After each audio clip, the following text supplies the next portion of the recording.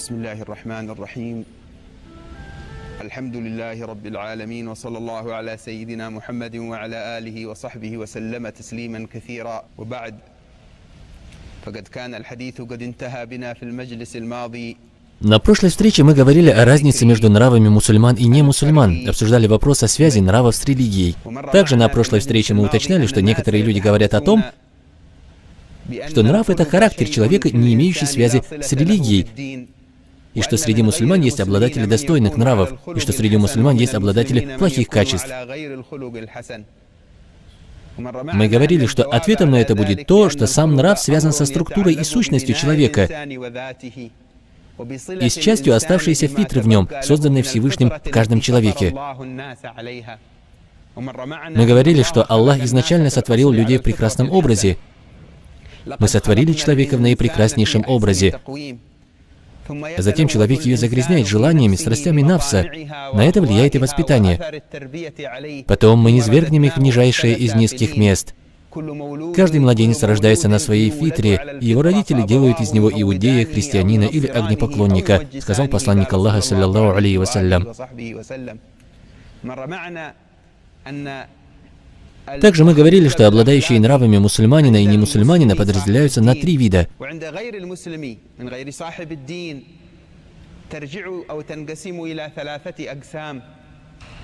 Первый вид — это люди, придерживающиеся достойных нравов лишь внешне, чтобы защитить себя от какого-либо вреда, к примеру, соблюдения некоторых законов, этических норм общества, опасаясь наказания со стороны государства или общества, в котором он живет. Придерживаются нравов из-за страха, а не из-за любви к нравам.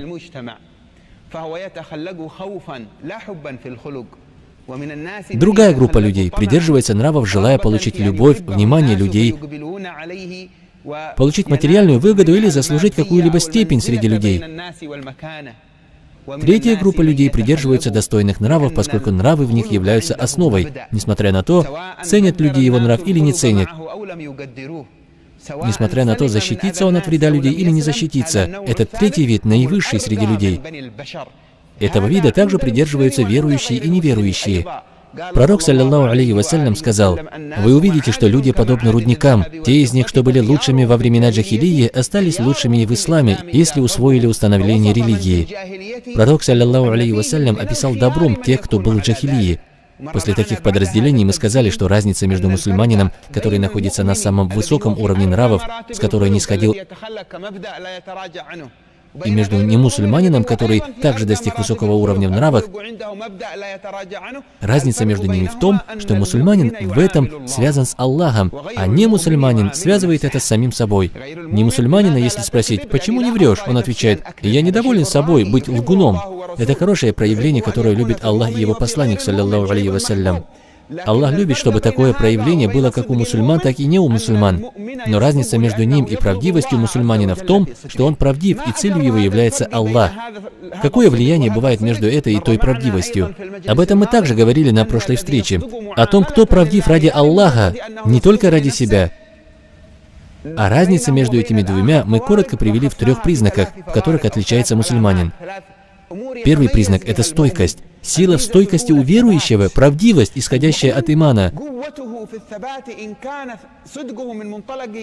Такого ничто не сумеет расшевелить, какие бы обстоятельства ни сложились.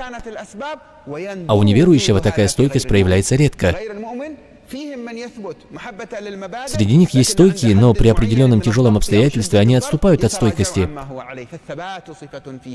Второй признак — это когда верующий в приобретении достойных нравов связывает это все с Аллахом.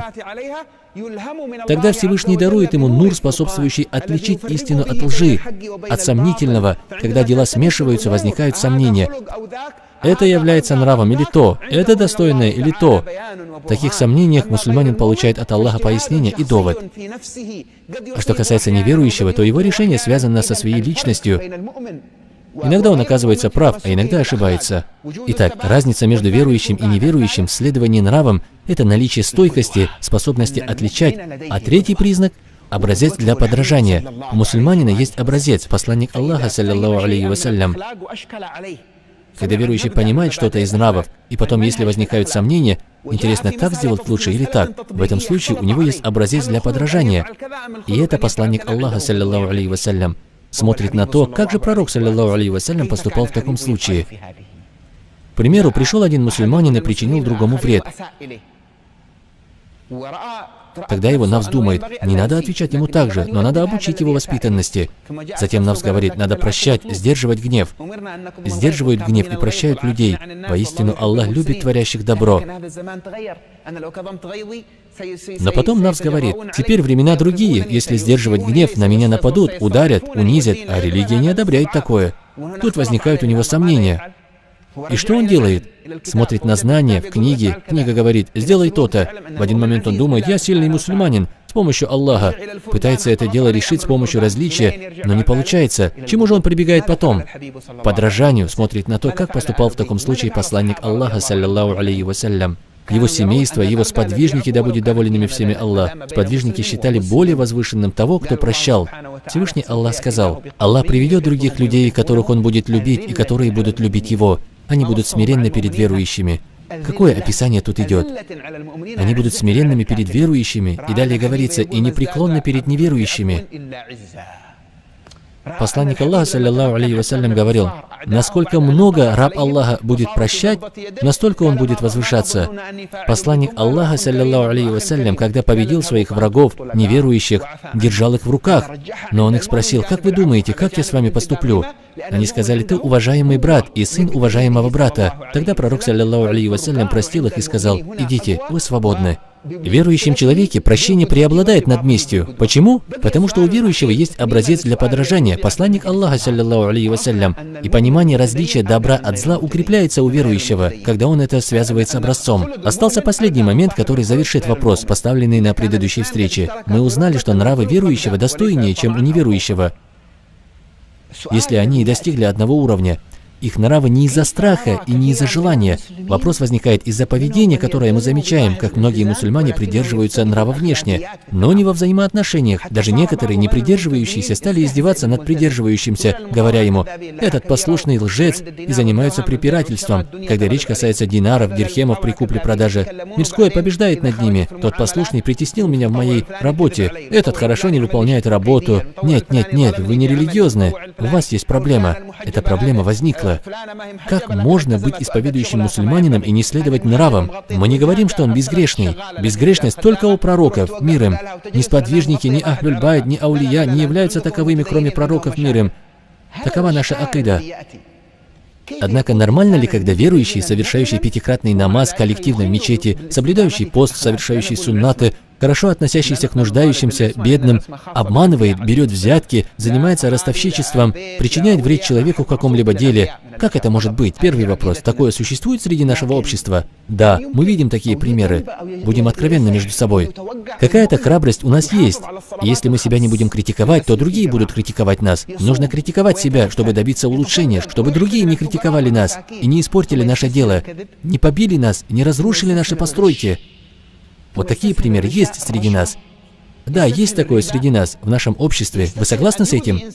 Возникает вопрос, как человек, совершающий 5 намазов в мечети, даже иногда он становится имамом, а после этого от него мы видим ложь, хитрость, слабость перед деньгами, может дать фетву не по закону Аллаха, льститься правителю или торговцу. Как такое может быть? Почему мы такое видим в нашем обществе? Разве намаз не ограждает от греха? Разве Аллах не сказал, воистину ложь измышляют те, которые не веруют в знамение Аллаха? Ложью описали неверующих. Как от нас, мусульман, может исходить такое? Ответ на этот вопрос связан с двумя значимыми вещами. Первое – это то, что само понимание исповедания у исповедующего. Первый момент – само понимание исповедующего, смысл исповедания. У многих из нас понимание исповедания нарушено. Исповеданием считают совершение пятикратной молитвы, выплату заката, пост в месяц Рамазан, пост по понедельникам и четвергам, если сможет, отказ от употребления алкоголя, отказ от прелюбодеяния, думают, что только это и есть исповедание. Многие из них не задумываются, не знают, что основа исповедания – это соблюдение достойных нравов во взаимоотношениях. В хадисе сказано, тому, кто не перестает лгать или поступать лживым и невежественным образом, Аллаху нет нужды в том, чтобы он отказывался от своей еды и питья. Так говорил посланник Аллаха, алейхиссаляту вассалям. Если человек не оставляет сквернословие, ложь, то Аллаху нет нужды в том, чтобы он отказывался от еды и питья. Сколько людей соблюдает пост и не получает от этого ничего, кроме голода. Так рассказал пророк, саллаллаху алейхи вассалям. Нередко постящемуся не достается ничего из его поста, кроме голода. Итак, существует отсутствие понимания исповедания у исповедующего. Мол, я выполнил обязанность Аллаха и все. Нет, обязанности Аллаха есть и на рынке, обязанности Аллаха есть и дома, на улице, когда вы идете по дороге и причиняете вред другому пешеходу, оставили машину, к примеру, что-то купить посередине дороги и мешаете людям свободно пройти. Это действие считается грехом в шариате. Почему? Потому что вы нарушили право пешехода на улице. Посланник Аллаха, саллаллаху алейхи вассалям, обучил нас тому, что на улице также есть обязанности, которые нужно соблюдать. Когда вы встаете ночью, днем соблюдаете пост и вместе с этим причиняете вред соседям, тут значит есть нарушение в имане. Клянусь Аллахом, не уверует тот человек, сосед которого не находится в безопасности от его зла. Не тот верующий, кто ложится спать сытым, когда его сосед голодает. Это основы. Пророк, саллаллаху алейхи вассалям, для нас их установил, для правильного понимания исповедания. Поэтому имам Фузайл ибн Ияз, да смилуется над ним Аллах, сказал: «Дружить с грешником, у которого хороший нрав, любимо для меня, чем дружить с поклоняющимся рабом, у которого плохой нрав». Итак, первый аспект, в котором есть нарушение, это нарушение в понимании. У пророка, алейхиссаляту вассалям, спросили о женщине, которая совершала намаз, соблюдала посты, но плохо относилась к соседям. Пророк, саллаллаху алейхи вассалям, сказал: она будет в аду, но она совершает намазы, постится, она будет в аду, потому что в своих отношениях она вредит соседям. Пророк, саллаллаху алейхи вассалям, рассказывал о женщине, которая также соблюдала пост, молилась, но она заперла кошку и не дала кошке возможность самой искать пропитание. Заперла не мусульманина или кафира, а кошку. Это творение в нашей религии почитаемо. Женщина заперла кошку и самой кошке не дала возможности искать для себя пропитание. О ней посланник Аллаха, алейхиссаляту вассалям, сказал: Аллах отправил ее в ад. Почему? Из-за причины, которую мы только что упомянули. Она молилась, соблюдала посты, совершала другие поклонения, но в сердце ее не было милости. Над милостивыми бывает милостивым Аллах. О связи нравов с исповеданием мы не должны забывать, что она должна проявляться во всех поклонениях Аллаху и в отношениях с другими.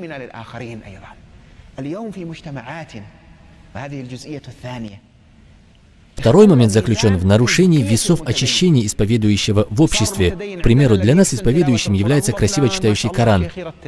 Ва, маша Аллах, как красиво читает. Красиво читать — это великое дело. Нам нужно стремиться к этому. А если не стремиться, то это будет упущением в нашей религии. Милостью Аллаха является то, что среди нас есть люди, красиво читающие Коран. Но это не единственное мерило, чтобы человека считать чистым. К примеру, маша Аллах, шейх хорошо читает хутбу. Как я, к примеру, сейчас рассказываю, люди меня слушают, но это не мерило исповедания. На основе этого не считают человека чистым. Мерило, с которым мы, общество мусульман, должны жить, или же каждый из нас в исповедании должен смотреть на свои нравы, и также, когда даем оценку другому человеку. К примеру, вы врач. Своевременно совершает намаз, соблюдает фарз Аллаха, пост, закат, он также читает Коран, и совершенный в работе врач, блестящий врач, совершенный в работе, как верующий врач в отношениях с больными, с коллегами. Так вот, таких надо ставить на первый уровень исповедующих. Торговец, совершающий своевременно молитву, соблюдающий как положено пост, выплачивающий как положено закат. Затем мы замечаем, что он в торговле также совершенен, набожный в своем деле. При купле-продаже отстраняется от сомнительного. Так вот, такие люди для нас в первом ряду среди исповедующих, потому что они хорошо ведут отношения с Аллахом. Учитель. Упадок нравов нашей уммы из-за упадка обучения учителя. Что это значит? Мы не ценим учителя. Мы стали смотреть на учителя как на служащего, как на водителя. Какой взгляд у нас на учителя в нашем обществе?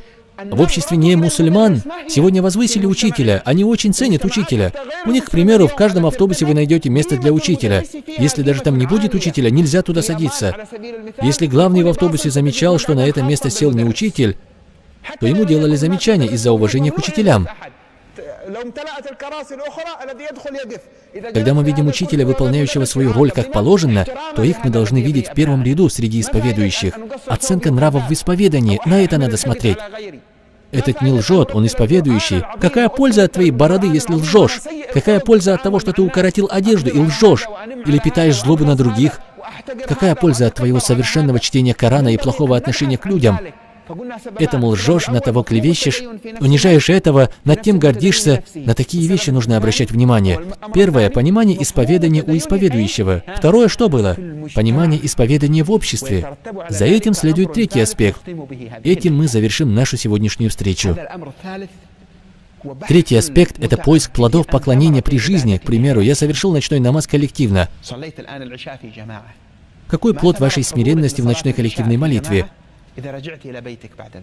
Когда после намаза вернетесь домой, войдете в дом, к семье, входите ли вы спокойно, с правой ноги, с улыбкой домочадцам? Приветствуете ли вы их салямом? Милостивы ли вы к ним? Или же вы залетаете в дом в гневном состоянии? Где плод поклонения, совершенного только что вами? Совершили хаджи и вернулись домой. Какой результат совершенного хаджа? Чувствовали ли вы возвышение в нравах или нет? Связали ли вы нрав с поклонением?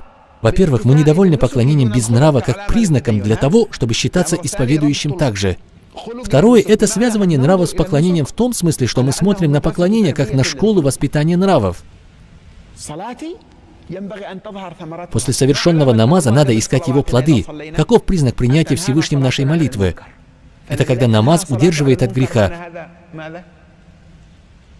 Если намаз не удерживает от греха, это признак чего? Это признак того, что в молитве у нас есть нарушение. У вас только внешняя картина молитвы. Наклонились, поднялись и все. Но если как положено совершите намазы, то плоды вашей молитвы проявятся в вашей связи. Плоды вашей молитвы в вашей связи с окружающими вас людьми. Вы изучили Коран или часть Корана, совершенно читаете. Какие проявляются плоды от вашего чтения во взаимоотношениях с людьми? Госпожу Айшу спросили о нравах пророка, алейхиссаляту вассалям, и она ответила, его нрав был Коран. Смысл этого в том, что его связь с речью Аллаха давала плоды, которые проявлялись во взаимоотношениях с людьми. «Воистину, твой нрав, Мухаммад, превосходен», — сказал Аллах. Итак, поиск возвышения в нравах после наших поклонений — это дело, в котором мы очень сегодня нуждаемся. Вам Аллах дал блага, и вы сделали подаяние. Как вы будете относиться к бедняку, которому дали подаяние? Будете чувствовать бедняка униженным, а себя подающим ему кусочек? Будете чувствовать, что вы проявляете ему любезность? Или вы будете свидетельствовать, что Аллах проявил милость к вам, чтобы вы подали этому нуждающемуся?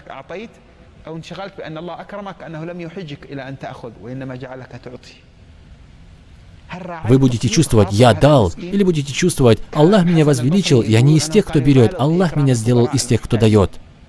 Старались ли вы улучшить мысли этого бедняка? Рассказывают, что Хасан аль-Басри чересчур возвеличивал нуждающихся бедняков. Когда его спросили о причине этого, то он ответил, эти люди несут нашу провизию в ахират. Да, мы им подаем что-то из мирского, но взамен они несут нашу провизию, благодеяние в ахират из содеянного добра. Нам нужно смотреть на нуждающихся взглядом почитания их. Это плод, который вы должны заметить в себе после подаяния. Говоря об отношениях с соседями, то изучите что-либо из религии. Когда изучите, то увеличится ли страх перед Аллахом? И появится ли большое чувство сознания, что, возможно, будет установлен довод против тебя? Посредством изученной религии увеличится ли ваша ответственность за окружающий вас мир? Или, изучив что-то из религии, будете видеть себя выше их? Мол, эти все невежды допускают ошибки. Но что тогда вы изучили? Это плоды ваших знаний. Знание — это страх, знание — это немногословие. Споры, плоды знаний проявляются в спокойствии алима, в спокойствии обучающегося. Говорят, что обучающийся подобен ветвям дерева. Когда на ветках не бывает плодов, в каком положении ветки находятся? Ветки смотрят вверх или вниз? Вверх смотрят, а когда на ветках начинают расти плоды, все больше и больше тогда ветки опускаются вниз, наклоняются. Так же и человек, когда он приобретает знания, как положено, когда получает истинные знания, свет знаний, плоды знаний. Каждый раз, когда знания увеличиваются и смиренность, униженность перед Аллахом возрастает. Но каждый раз при увеличении знаний, если он видит себя выше других, мол, я достойнее них, этого упрекает, того унижает, это значит, что он не получил знания. Это внешняя картина знаний. Иблис лучше тебя знает. Если спросишь у Иблиса о фарзах, он тебе ответит. Любые шариатские вопросы спроси Иблиса, он ответит тебе, он знает. Разница между знанием Иблиса и знанием Мухаммада То, что знания Мухаммада, саллаллаху алейхи вассалям, перемешаны со страхом перед Аллахом. С увеличением в человеке смиренности и страха, с увеличением знаний, когда он чувствует, что с него будет больше спрос. Когда такой смотрит на невежду, допускающего ошибку, то говорит: «Субханаллах, он не изучил знания. Когда я приближусь к нему, я его обучу». И он обращается к нему спокойно, проявляя милость. Он не обращается к нему жестко, унижая его. Тот, кто берет знания через мерило Иблиса, какое мерило у Иблиса? «Я лучше него. Ты меня сотворил из огня, его же сотворил из глины». Это мерило Иблиса. «Я лучше него». А мерило Мухаммада, саллаллаху алейхи вассалям, увеличение богобоязненности, смиренности, милосердия, мягкости к людям. Каждый раз, когда у человека умножается знание путем изучения, чтения, усвоением вопросов, изучением их, или через поклонение, как ночные молитвы, соблюдение поста, то признаком искренности этого является не внешнее проявление этих дел, а улучшение нрава и взаимоотношений с другими людьми. И, соответственно, признаком ошибочности или неискренности является отсутствие улучшения его нрава или даже обратный эффект. Например, человек начал больше заниматься поклонением, но в нем преобладает гнев, раздражительность и сердечность. Мы видим некоторых наших братьев, пусть Аллах наставит нас всех на прямой путь. Чем больше они укрепляются в религии, тем агрессивнее их лица, тем грубее они обращаются с другими людьми, тем сильнее они начинают презирать общество и становятся суровее даже по отношению к членам своей семьи, которые в меньшей степени прониклись религией. Откуда это исходит? Почему такие последствия от укрепления в религии? Проблема в отсутствии связи между внешней стороной поклонения, в том числе в поиске знаний и искренности в совершении его. А истина заключена в осознании своих целей и намерений только ради Аллаха Всевышнего и Его довольства, в осознании необходимости этого для тех, кто стремится к благочестию и набожности.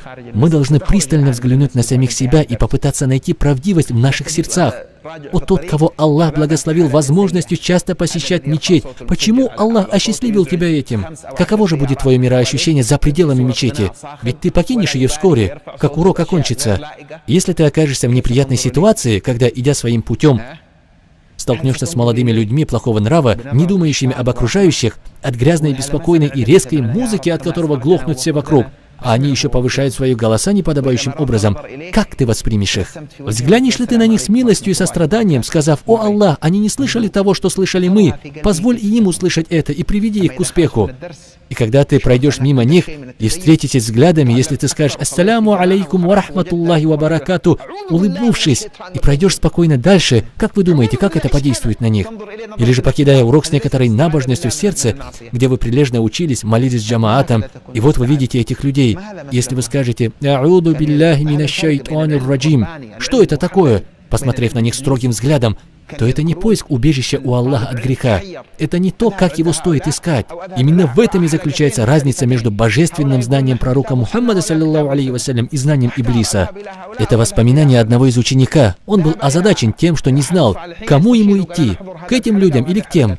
Он увидел два джамаата, каждый из которых говорил «Мы на Коране и Сунне». Он не знал, к тем присоединиться или к этим. Он пошел к набожному человеку, и тот сказал ему: «Мы пойдем и к тем, и к другим. Позвольте мне показать вам». Они пошли к первой группе с намерением показать их ученику. Они, набожный человек и ученик, стояли, пока шейх этой группы говорил. Когда шейх увидел гостей стоящими, он повернулся к ним и сказал: «Садитесь, почему вы стоите?» Набожный ответил: «Я не хочу сидеть на вашем маджлисе знаний». Шейх спросил: «Почему ты не хочешь?» Он ответил: «У меня есть кое-что против тебя». Шейх ответил: «У меня же есть тысячи вещей против тебя. Выходи, шайтан, и не порть наш маджлис». Хорошо, молодой студент, находившийся рядом с ним, сказал ему: «Пошли, пока они не пришли и не побили нас». Они пошли ко второй группе и повели себя так же, то есть стояли и не сели. Шейх остановил урок. Он спросил: «Не присядешь ли ты? Почувствуйте разницу, сядь, и не присядешь ли ты?» Он ответил шейху: «Я не хочу сидеть на твоем уроке». Шейх спросил: «Почему?» Он сказал: «В моем сердце есть что-то против тебя». Шейх опустил голову и стал плакать. Шейх сказал: «Инна лилляхи ва инна илайхи раджиун. Астагфируллах. Может, Аллах дал тебе увидеть те мои ошибки, которые он скрыл? Прошу прощения у Аллаха». Шейх продолжил плакать. Тогда набожный старец повернулся к молодому человеку и сказал: «Ну так что, к какому джамаату ты присоединишься? Тому или этому?» Таким образом, уровень благочестия и веры проявляется в нравах тех, кто это благочестие ищет. Когда ты попадаешь в ситуацию, где не будешь знать, что выбирать, какую из двух сторон, и каждая будет говорить «мы на истине», то сравни их нравы. Там, где представлен добрый и кроткий нрав, там и представлена истинная религия. И там, где нрав отсутствует, отсутствует и религия, и знание. Нет пути к благочестию и богобоязненности без хорошего нрава. Нет пути к знаниям без хорошего нрава. Таким образом, если знание или богобоязненность не воспитывает в человеке добрый нрав, то это значит, что есть изъян в знаниях этого человека. Это и есть метод, которым мы судим, что вовсе не значит, что надо судить всех и вся. Давайте судить самих себя. Так мы можем исправить себя непосредственно в том, что между нами и Аллахом. И этот самый дефект существует у человека, который кажется благочестивым и богобоязненным. Из-за отсутствия понимания или недопонимания важных аспектов религии в плане хорошего нрава и отношения с другими, или по той причине, что общество разделяется во мнении, у кого больше благочестия по сравнению с другими, и кому нужно уделить больше внимания. Последним пунктом, который мы упомянули, было что? Проявление в вас вашей преданности исламу, и то, как вы изменились к лучшему. Кто бы ни поступал подобным образом, тот и есть неподдельно искренний. И вместе с этим, один человек пришел в общество посланника Аллаха, саллаллаху алейхи вассалям, и его сподвижников. Это был человек, достаточно уважаемый в глазах людей. Он полагал, что он лучше остальных. Люди повернулись к нему, и тогда пророк Мухаммад, саллаллаху алейхи вассалям, спросил своих сподвижников: «Что вы думаете об этом человеке?» Сподвижники ответили: «О посланник Аллаха, этот человек очень уважаемый. Если бы он посватался к кому-нибудь, то не ушел бы с отказом». Пророк, саллаллаху алейхи вассалям, замолчал, а мужчина прошел величественной походкой, а затем сел. Спустя некоторое время пришел бедный и менее удачливый человек, но с праведными деяниями и искренностью перед Аллахом. Пророк Мухаммад, саллаллаху алейхи вассалям, снова спросил сподвижников: «Что вы думаете об этом человеке?» Сподвижники ответили: «О посланник Аллаха, этот мужчина не сможет жениться, если захочет. Он беден, и у него нет ничего. Если бы он попросил руки девушки, то ему было бы отказано». Пророк, саллаллаху алейхи вассалям, сказал: «Разница в превосходстве этого человека над первым равна весу земли, поклявшись Аллахом». Пришел другой человек, услышав от сподвижников, что этот человек постится и молится по ночам, учится, запоминает то и это, и другое, и так далее. Пророк, саллаллаху алейхи вассалям, сказал: «Я вижу на его лице след от влияния шайтана».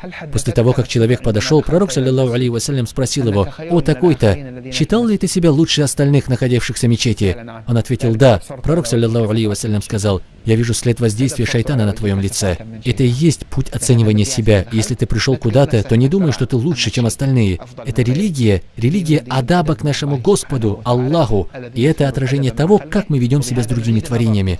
Согласно этому, мы должны освежить свои представления о благочестии и богобоязненности, поскольку если мы будем сопоставлять свою нравственность и размышлять над своим благочестием, мы почувствуем необходимость благого нрава в нас самих и в нашем окружении. Прошу у Аллаха тауфик для вас и для меня. Аминь. فيها للإقبال عليك ووفر حظنا من عطائك وبارك لنا في هذا الموسم واحفظ الحجاج والمعتمرين وزوار سيد المرسلين صلى الله عليه وآله وصحبه وسلم أجمعين واحفظهم في شؤونهم وفي أحوالهم واقبلهم وأكرمهم وأقبل عليهم وأكرمنا بهم يا رب العالمين. ومن لم يكتب له هذا الموسم نسألك أن توفر حظه من تغانم هذه الأيام والليالي وأن تكرمه بالتوفيق لصلاة الفجر في جماعة والجلوس إلى طلوع الشمس وصلاة ركعتين بعد ذكر الله تعالى حتى يكتب له ثواب الحج والعمرة. واحفظ اللهم أهل لا إله إلا الله في مشارق الأرض ومغاربها. اللهم فرج عن إخواننا في فلسطين وفي العراق وفي الصومال وفي لبنان وفي السودان وفرج عن أهل لا إله إلا الله في مشارق الأرض ومغاربها. اللهم فرج عن الأمة واكشف الغمة وعجل المسلمين بأمر رشد يعز فيه أهل طاعتك ويتاب فيه على أهل معصيتك. وبارك اللهم في هذا المسجد وفي من عمره وتقبل منهم وأحيي مساجدنا وأصلح فيما بين المسلمين وبين مساجدهم يا رب العالمين. واحفظ اللهم هذا البلد وابسط فيه بسط الخير والنور والأمن والإيمان والهدى والرشاد والصلاح والطاعة والرشاد وجنبه وأهله وسائر بلاد المسلمين أسباب الأذى والبلاء والفتن والمحن والأمراض والمعاصي والحروب والذنوب